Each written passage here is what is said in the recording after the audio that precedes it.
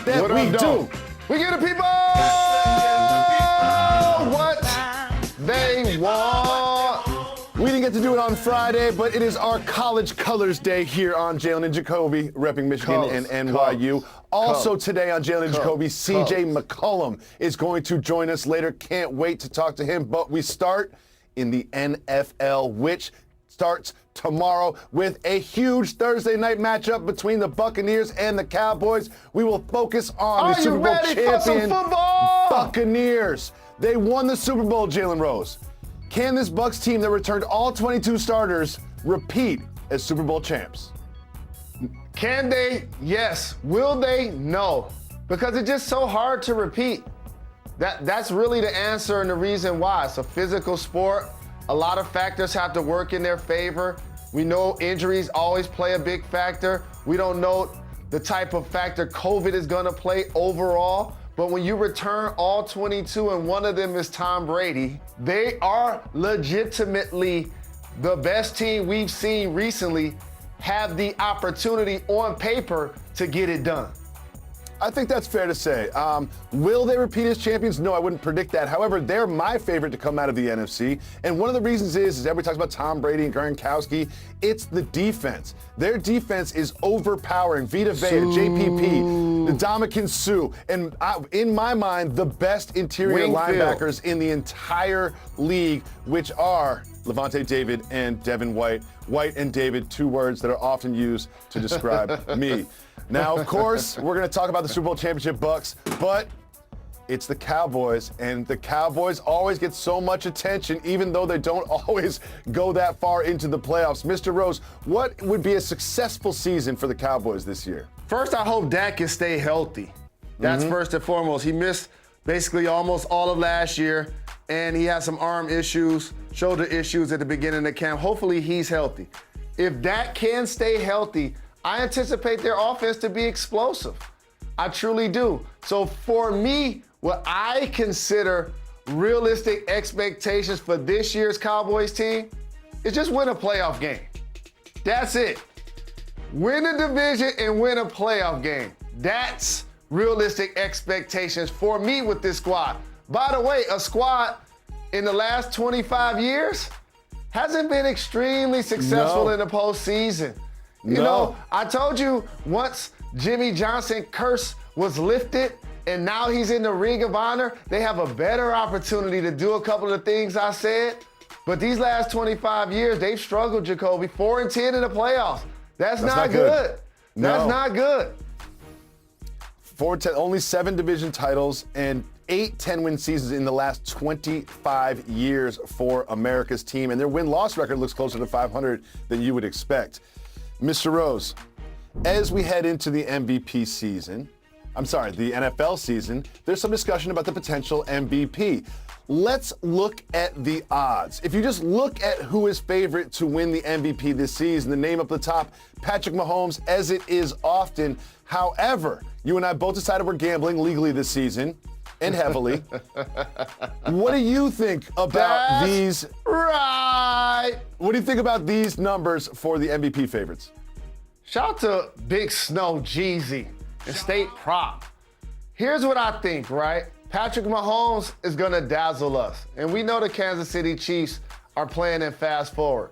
Aaron Rodgers and Devontae Adams, likely final seasons in Green Bay. They're going to be trying to scorch the earth, right? And then you got the young upstarts like Justin Herbert. And then we got your guy, Josh Allen. So many candidates, right? I'm going to go with the person I would bet on. Russell Wilson. He's never gotten a vote. He's never gotten a vote. They're explosive. Carson's hopefully healthy, right? Metcalf, Lockett, they're going to put up big numbers. I would bet on Russell Wilson. I think that's the best money.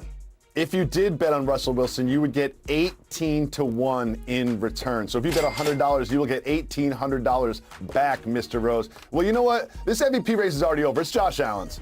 Josh Allen's winning the MVP. The Bills are winning the Super Bowl. Josh Allen is winning the MVP. You know what's going to happen. They went to the AFC Championship last year. They're going to get over that hump, beat the Chiefs, win the Super Bowl. Josh Allen wins MVP, and you get 12-1 if you bet Josh Allen, which is something that I look forward to doing as soon as I get to New Jersey to do it legally, because you know I am a card-carrying member of the Bills Mafia. He be getting them rushing touchdowns. Look at these numbers. He be getting them rushing touchdowns. Top 6 in all the stats that matter. And as you mentioned, he was second in rushing touchdowns last year, second only to Cam Newton, who you know they use on sneaks when they get close to the goal line.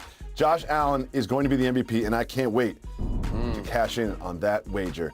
Mr. Rose, there's been an ongoing saga all summer long that still hasn't come to a resolution. Of course, I'm talking about the relationship between Ben Simmons and the Philadelphia 76ers. We all know how their season unceremoniously ended with a loss to the Hawks, and everybody blamed Ben Simmons. And then there was rumors that Ben Simmons didn't want to play there. And there were some potential trades that were out in the world, and Dale Morey was getting on the phone. But what is next in this relationship between Sixers and Simmons? He ultimately gets moved, but the tricky chess piece is this. Do you show up at training camp or not? And you talked about how he struggled against the Hawks and they lost. When they re-signed Joel Embiid this offseason, I'm pretty sure they discussed the future of Ben Simmons with him. And he was comfortable enough with that and the dollar figure to remain with the team. However, you don't help your value when you have zeros in the fourth quarter in the playoff games. When you have single-digit scoring and you're a guy that doesn't attempt shots outside of the paint. However, off the top of my head, I think Ben Simmons will probably be the best player on like 6 or 7 teams in the NBA right now. Yeah. That's how good he is. So if you want to get true value in your Philadelphia, I would deem that you will hope he shows up at training camp in shape, which he's going to be, play well to start the season, increase his value, and then you move him. If you try to move him after that playoff performance and or you try to move him and he doesn't show up at training camp, you're definitely not going to you're certainly not going to get somewhat of equal value. Well, what they're saying is now the Cavaliers are potentially interested and the Timberwolves are potentially interested. And when you look at these odds, you see the 76ers, they're about 7th for Caesars Sportsbook to win the championship, and I don't see Ben Simmons staying on this team. However, I'm going to stand on a table and say Ben Simmons is a fantastic, excellent all-star basketball player who's being undervalued. He's the second, highest vote getter for Defensive Player of the Year. Again, the second highest vote getter for Defensive Player of the Year. You know I love fancy passes. He's one of the best passers in the league, the 6'10" point guard. If I'm another team and I'm seeing his value slip, I'm putting together a package and putting Ben Simmons in my uniform. I don't care if he can shoot. I don't care if he doesn't show up in the fourth quarter playoff games. He's one of the best players in the league, and his name is being slandered, but not here on Jalen Jacoby. We got your back, Ben. No doubt about it. I agree with you, family. Jalen, it is time for the always dangerous Don't Get Fired topic of the day. And now, the Don't Get Fired topic of the day. Jalen Rose, are you familiar with the soccer team, the Naxxramalmannschaft? No, the Naxxramalmannschaft? never heard of them. Well, I probably said that wrong because it's German, but in Germany there is a soccer club, consists of both men and women, and they play their games naked. Mr. Rose, are they now your favorite soccer team? This is definitely a boss move. And by the way, we need to go to a game, dog. You know, I want to petition something. The fans should also be required to be naked. Everybody should be naked. Everybody should be naked. Everybody naked. The ushers, the ref the naked. security. Yeah, the people selling the beer. Everybody should be naked. It is Oktoberfest, Mr. Rose. I propose a road trip to Germany to watch the Naxxramalmannschaft and to have some Steiners full of beer. England, Let's do that, Germany, Mr. Rose. Look France, forward and to that. Japan. Hey. I also look forward to our next guest, Jalen Rose, who is joining us on the program right after. Jalen Rose, who's joining us right now on the program? Sharpshooter CJ McCollum is joining the program. This gentleman I got a chance to see up close and personal when Lehigh came to Holy Cross. he made and put hours on my life when 15-seeded Lehigh upended Duke. And now he's in the league averaging 25 points per game and shining like new money. Welcome to the program, family, as you see the throwback clip from 8 years ago. I appreciate you having me on, man. Thank you. Well, you guys have some changes in Portland, most notably a new head coach. What have you discussed with Chauncey Billups about a new direction? We just been talking about the importance of camaraderie, obviously chemistry.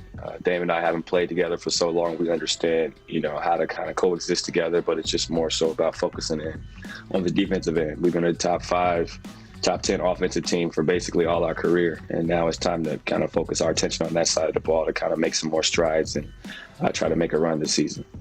I believe you guys going to love playing for Chauncey. Just like Monty Williams, I believe Willie Green with the Pelicans as well are going to do a great job a la Tyronn Lue. With that being said, you've been in trade rumors a lot over the past couple of seasons. How have you been dealing with that? I think the same way I always do, man. I control what I can control, continue to work on my game, continue to take advantage of my summers, trying to improve, spending time with my family, and show up and do your job. It's going to be what it's going to be at the end of the day. I'm happy in my situation. I've been able to continue to figure out ways to improve and help us make the playoffs 8 straight years, 6 straight years as a starter. And I look forward to the challenge of trying to get back to the playoffs this upcoming season. But it's just noise to me. I can't really do nothing about it. Well, you can't control what you can't control. And one thing you can't control is what the Lakers have done with their roster this offseason. What do you think about them adding Russell Westbrook, having 8 former All-Stars all on the same team in the same conference? They reloaded, man. They reloaded. They brought in a lot of veterans. They brought in my guy, Melo. I think they'll be a solid team, but, obviously a good starters, good backups. They have depth. They'll be able to allow Brown and AD and Russ and some of those guys to rest, some games throughout the season, which is probably ideal. But it's going to be competitive. I got nothing but respect for the rest of the league, especially the Lakers. It's going to be competitive, and I'm looking forward to seeing, how everyone has improved this upcoming season. Jalen Jacoby doesn't hide the fact that we really root for the backcourt in Portland that we affectionately call Mama's Boys, because I'm one too, and you and Dame. He just recently got married. What was it like being at Dame's wedding? It was really cool being at the wedding. So many people that you either play with or, compete against. And then you had the concert, obviously. It was a beautiful union. I was thankful for the invite.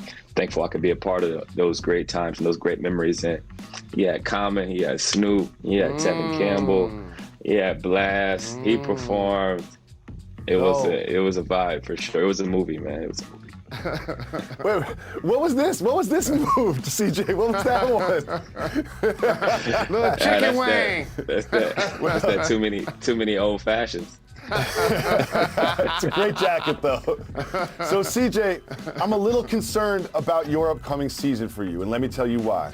You announced that you are soon to be a father. Are you prepared to balance the sleepless nights, the diaper changes, and everything that comes with that with the rigor of an NBA season? Yeah, I'm looking forward to it. Man, my brother has a 1-year-old. I've seen, what having a kid does to you from a family standpoint to a mental standpoint. It's kind of everything you kind of envision, especially when you're able to have a son. So I'm really looking forward to the challenge. It's going to be tough. My wife, she's going to have her hands full, but we got a lot of help. And we got a lot of family that'll help us kind of get through the beginning stages. But this will be the best year of my life. CJ, as Midwest boys, we have an NFL kinship. The Browns and the Lions have both gone winless in an NFL season. Your Browns have vastly improved. How are they going to beat the Kansas City Chiefs to start the season? I'm a realistic Browns fan. I think we definitely can beat them, but I'm more so looking at how we come out. First game of the year, we're healthy. We got everybody back. We've got some improvements, obviously, within our roster and some internal development, but this is just kind of a measuring stick to see where we're at and where we need to be towards the end of the season. So I expect it to be a competitive game. win or lose, I'm gonna be happy about it because I know we're gonna compete and we're making strides towards a championship caliber team. But I think that we'll cover the spread for sure. Well, we always say that success is a function of realistic expectations. What are your realistic expectations for the Portland Trailblazers this season? For the Portland Trailblazers or for the Browns? For the Portland Trailblazers. Oh, I was going to say for my Browns. We're looking at about 12 wins. For us, I think we'll be very competitive. I think that we'll continue to do what we've done historically, be great on offense. We'll have an improved defensive roster. We'll have some more creativity with fresh faces, obviously, in Chauncey and new staff. Bring in Larry Nance. We'll have Norman Powell for a full season. Obviously, I'll be better. Dame will be better. Anthony will be better. Cove, all the younger pieces that we have will have a chance now to kind of show their development. And I think that we'll be competing, for a higher seed and get to the playoffs and see what happens. But health is what's really important in all sports, especially basketball. So we got to stay healthy. We got Nurk, obviously, he'll be here from the beginning of the season, and that'll be a key piece for our roster. With him kind of holding things down in the middle. I want to ask you about the progression of your game into a prolific scorer. In particular, before last season, you didn't shoot as many threes. Now it seems like you're not only taking and making more threes, but they seem comfortable to you. Talk about that evolution in your game. I just kind of sat down and figured out how I could kind of win within the margins, make small incremental changes to my game, understanding that I am who I am as a player. And I think ball handling, being able to score, being able to get to the basket and create is extremely important, but also being able to shoot threes off the bounce is kind of the separator between good to great. And I wanted to kind of improve that. And I think I did this last season. Obviously, I got hurt and that kind of threw me off for a bit, but I think I've increased my range. I've increased my strength, my balance, my core, my trunk. Everything is a little bit stronger, and it makes the game easier because you can get in and out of your moves faster. And when they have to come out and guard you further out, it's easier to get around them and get to the midi. What do you have going on with Lace Clips and Mikey Williams? Yeah, I'm excited about this partnership with Lace Clips. It's a wearable technology device that kind of allows you to track movement, track your steps, track your RPM, your heart rate, things of that nature. And it allows you to compare with friends. And I think what's dope about Mikey being a part of this is that this is something I wish I had in high school, something I wish I had when my brother and I were younger kids, because we can not only compare to our friends, but we can compare to see where we stack up against professional athletes. And I think there's nothing like this device in the market, especially for our younger generation of people who kind of, look up to professional athletes. And I think this is going to be a separator and a game changer. And there's also going to be some, video components to it, as well as tracking devices for parents who want to know where their kids are at on the low. Definitely need that. Thank you so much for joining us on the program. Appreciate the love, love, we look forward CJ. to watching you be successful this season. Thank you guys for having me, man. Come out to Portland. I'll take good care of y'all. Done and done. Well, thousands have been affected by Hurricane Ida urgently need your support. You can donate at redcross.org/ESPN to help the Red Cross respond to this tragic disaster. Jalen, I've seen some strange things at baseball games, but this Marlins game, behind home plate, there was a Cinnamon Toast Crunch mascot. I've got little kids. We eat Cinnamon Toast Crunch all the time. What would you do if you're the pitcher and this thing is behind home plate? And what would you do if it sits in front of you? That's a boss move. It's taking up a lot of space, however. People sitting behind you will be upset. As a tall person, I've been in that situation. However, that's really smart if you're trying to attract kids. How do your kids feel about that? I love Cinnamon Toast Crunch, but I really love Cinnamon Toast Crunch milk. Cinnamon Toast Crunch milk is one of the best beverages on the planet. I want to thank CJ McCollum for coming through. We will be back tomorrow at 2 p.m.